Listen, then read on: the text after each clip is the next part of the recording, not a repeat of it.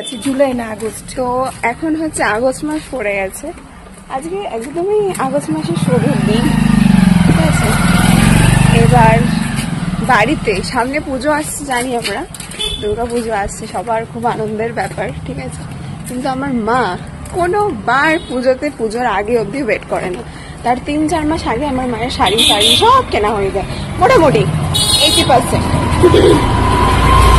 তো এইবারও তাই, কোনো প্রথার চেঞ্জ হয়নি।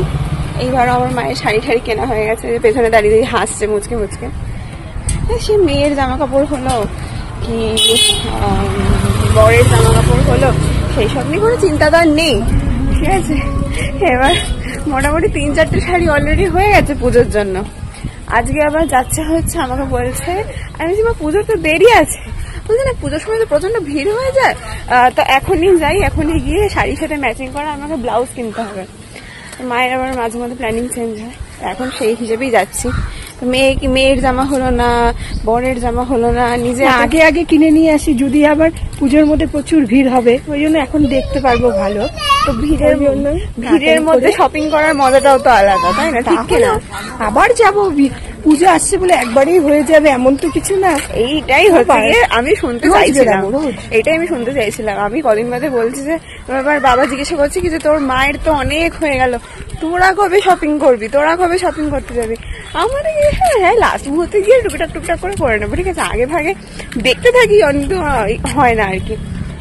এবার মা আগে ভাগে কেন কিনে রেখেছে, পরে এই প্ল্যানিংটা চালায়, ওইগুলো তো দেখতে দেখতে পুরনো হয়ে গেছে, পরেই কিনতে আদেও, কিন্তু ওগুলো তো দেখতে দেখতে পুরনো হয়ে গেছে। তাই পুজো তো সামনে আসছে, পুরোনো শাড়ি এতবার দেখেছি, পরেনি কিন্তু পুরোনো শাড়ি এতবার দেখেছি, এখন তো আবার দুটো নতুন লাগবে।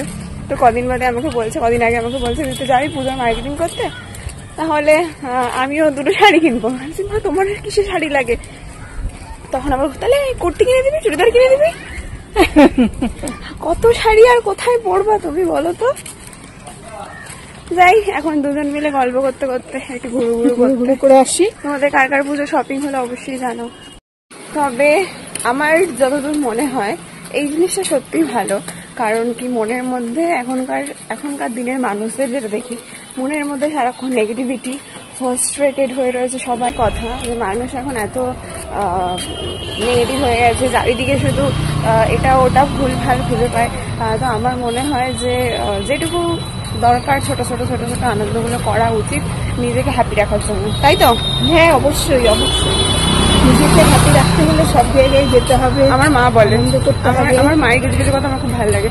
আমার মা বলে আমার যতই মন খারাপ থাক, যতই দুঃখ থাক, আমি খেতে কখনো ভুলি না, আমি খাওয়াটা আগে করে নিই।